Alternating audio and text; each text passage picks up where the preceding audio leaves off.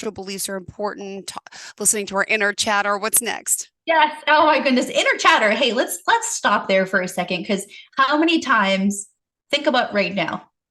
Is your brain telling you something? Your brain's normally telling you something, right? Probably, Jill, your brain is telling you, like, hey, what's the next question here?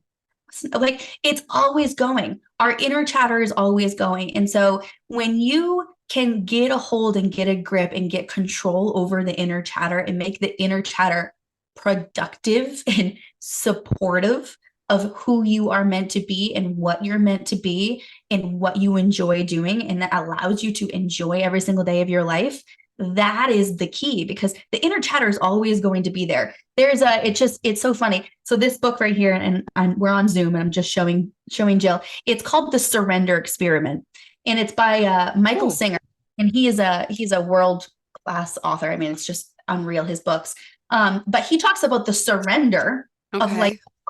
and in that book, he talks a lot about the inner chatter and how Mm-hmm. you can control the inner chatter, the more that you can say, hey, that doesn't serve me. I talk to a lot of my clients about naming that inner chatter. Like I call Mm-hmm. it the little voice, the little mind. Some of my clients will call it 1.0.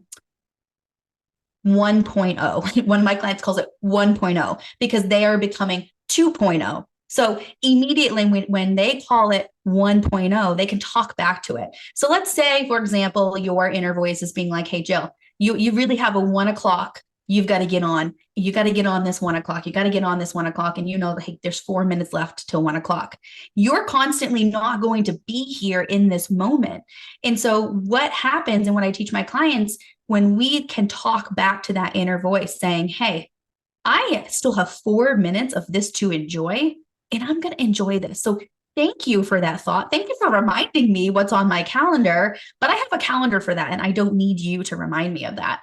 And it stops that inner chatter. And again, it's not a quick fix, right? There's no magic wand to be like, okay, I'm going to talk back once and it's going to fix. These are all habits that, as a coach, Yeah. with my clients weekly in a coaching call, and then I provide accountability. Imagine setting a goal for your week, being like, okay, I'm going to talk back to my inner chatter this week and see what happens. Imagine if you had a coach that would text you and be like, hey, Jill, how's that going? And you can provide feedback, and you And can, vent. We can vent to you.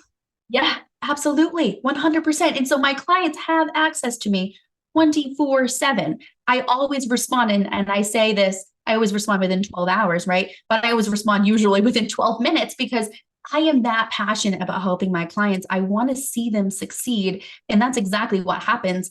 I recognize that we don't want to let 7 days between coaching calls go. We have 7 days of progress to be made, 7 days to enjoy to our fullest extent. And so when I offer the accountability portion of my coaching, that's why, because you're not alone. That's what coaching is. It's not doing this journey alone.